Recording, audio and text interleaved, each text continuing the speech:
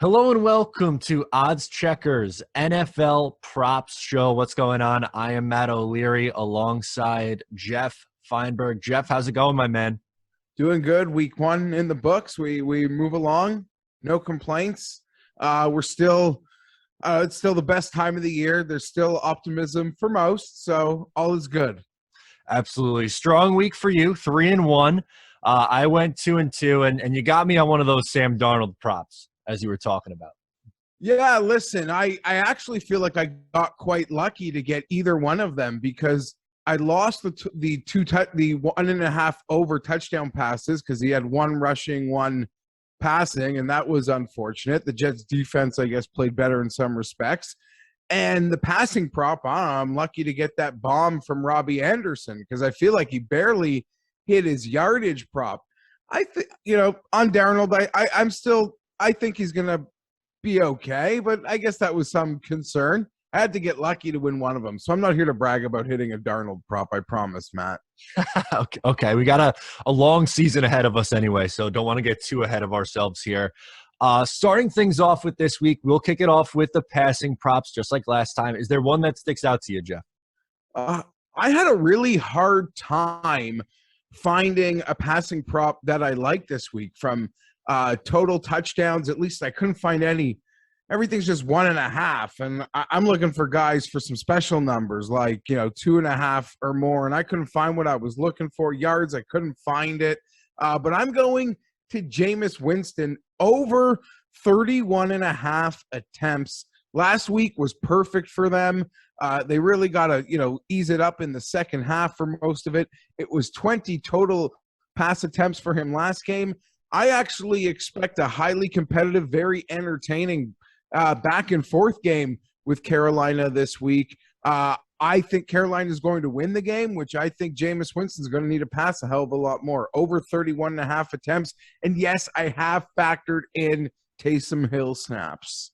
Okay, there you go. So a repeat good performance from Jameis in week one. I'm going to go with Matthew Stafford over 278.5 passing yards at -115. I'm buying into the hype. He had 321 and 3 touchdowns last week. I absolutely love what the Rams offense looked like. Granted, it was against the Chicago Bears, but I think he's still going to be able to do it on the road. Shawn Mcveigh is just showing off at this point, and I'm kind of with you. There wasn't a ton that jumped out to me, but this number looked pretty enticing for me. Yeah, I'm going to be piggybacking on this team as we go through this video coming up here. So I like that a lot. That probably did have my eye. And just to clarify, I don't think Jameis is necessarily going to play great, which is part of the fact goes to the attempts and over. The more they have to throw, usually it's not been the best day. That is sort of my plan. But yeah, Stafford, they looked fantastic. Great spot game versus the Bears, but going indoors in a dome in Indy, I'll be all aboard on that one. There we go. Let's get on over to the running backs. Is there a rushing prop jumping out at you? I've got David Montgomery over 64 rushing yards. I liked a lot what I saw out of Montgomery and the Bears offense. I actually think the Bears are in a much better spot this week than they're being given credit for. And I'll be perfectly honest. Despite the thrashing that they did take on Sunday night, they looked better than I expected them to. I didn't expect them to look good on the Rams, having to play that game within a brand new stadium with fans and their brand new toy to show off in Stafford. What a horrible spot game the Bears were in. And I think some players did hold up their end of the bargain. The Bengals, they got gashed quite a bit by the Vikings running backs. And I believe that Montgomery's in for a great season. And it will, I'll say, continue this week, 64.5 to the over. I was laughing at the start because that's exactly what I have, Geoff. I love this one. David Montgomery over 64.5 yards. He's hit that number in his last 7 games. I thought he looked really good against the Rams in week 1.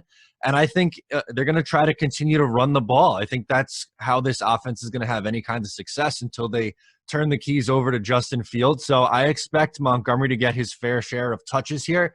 And that 64.5 number looks pretty good to me at -110. Yeah, that's the first time that's happened this year. It probably won't be the last. That we agree on this one. It does seem like it's a very popular prop. I'm curious to see what it will go off at as we get to Sunday. And sometimes it's always scary when everybody is sort of on the same side of something. But this one, like you pointed it out, you pointed it out. Everything just sets up perfectly, in my opinion, for Montgomery to continue what he's been doing versus the Bengals. There we go. So how about a receiving prop? What do you got for us this week, Geoff? We could have the same thing again, because I'm going to piggyback off of the Matt Stafford situation, and I'm going to Cooper Kupp over 5.5 receptions. Last week, I gave you Keenan Allen over 5.5. This week, if you want a piece of him, he's already at 7.5. I think we're going to be on the same trajectory with Cooper, if not next week, in a couple. So get these 5.5s while you can. I'm laying minus 120 to do it. You saw this game, you saw the game script happen versus the Bears. Cooper Kupp is sort of the go-to. Just there's a lot of guys that are great on the Rams, but it does seem like this relationship is going to be fully blossomed. He's a safety net. He can go over the top. He's a do-it-everything receiver who last year was still coming off a major knee injury. These 5.5s on Cooper are not going to be around after Sunday. I like that one a lot. I'm going a different direction, though. I don't know if this is kind of a cop-out because I'm taking a running back for my receiving prop, but I love Christian McCaffrey over 41.5 receiving yards. That's at minus 115. Feels like free money. Yeah, exactly. That number is so low. Sam Darnold loved checking the ball down to him last week. He had 89 receiving yards. The last time he was healthy in a full season, he went over 1,000 receiving yards on that season in 2019. 41.5 is just preposterously low, even against the Saints defense, which we know is, usually pretty good. But I think with Darnold, he's going to want to get the ball in his best playmaker's hands, and I love that number. Yeah, I think that's going to be a really fun game. A lot of points in that game, and the amount of usage, everything goes through McCaffrey. That seems crazy low. I apologize for using those dreaded 2 words to interrupt you there, because every lock sort of has its key, and I regret saying those 2 words, but this feels as close to it as possible. Everything goes through him all game. So if that doesn't hit, I'm going to blame you on that one. All right, Geoff, is that fair? Yeah, you could be allowed. I'm going to bet that for sure. There we go. How about a bonus? Dealer's choice. What do you like? Yeah, so I mentioned earlier I had a lot of trouble picking a quarterback prop, and if I was smart, maybe I would have just used this one as my quarterback prop and not maybe relying on Jameis to throw a lot this week. But Jalen Hurts over 49.5 rushing yards. It's got every game has been at least in the 60s for him. I don't think it's going to end this week. Over 49.5 for Jalen against a defensive line that can really close that pocket quick. It's going to have to get out of there, make plays on the move, but take those free yards when he can get them. It's part of their script now. And against San Francisco, this number, I love it. Yeah, I like that a lot too. I think that's a good choice there with him. I'm going to go to the Pittsburgh Steelers and go Chase Claypool over 47.5 receiving yards. He's gone over that number 10 times in his 17 career games. I think Pittsburgh's going to have to throw the ball a little bit more.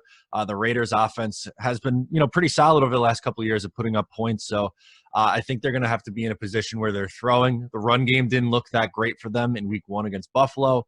Another reason to think that they're potentially going to throw the ball some more in week 2, and I think Claypool clears that number. You've just made a light bulb go off in my head. I like that play, and I could make a case that there's probably value to play that entire receiving core to the over. Baltimore did not expose that Raiders secondary because they don't have the pieces for what we know they are. And I think Pittsburgh's going to go over the top all game. They'll remind us of how bad that back end was last year. I like that. I like that for all pieces in Pittsburgh because the books I don't think have accounted for bad Oakland. They didn't get beat over the top on Monday. No, absolutely not. But with Roethlisberger and the Steelers hosting the Raiders, maybe like you said, the over on those receivers, something to keep in mind here in week 2. So we got you covered on your week 2 props here for Odds Checker. Make sure to check back in next week, see how we do, especially on that David Montgomery prop, since we both have it. Yeah, Montgomery and McCaffrey. Yeah, I don't know. There's week 2. It feels like there's, always a lot of overreaction, and we'll see. I still think there's plenty of opportunity before they adjust on us. There we go. For Geoff Fienberg, I'm Matt O'Leary. We'll talk to you next time.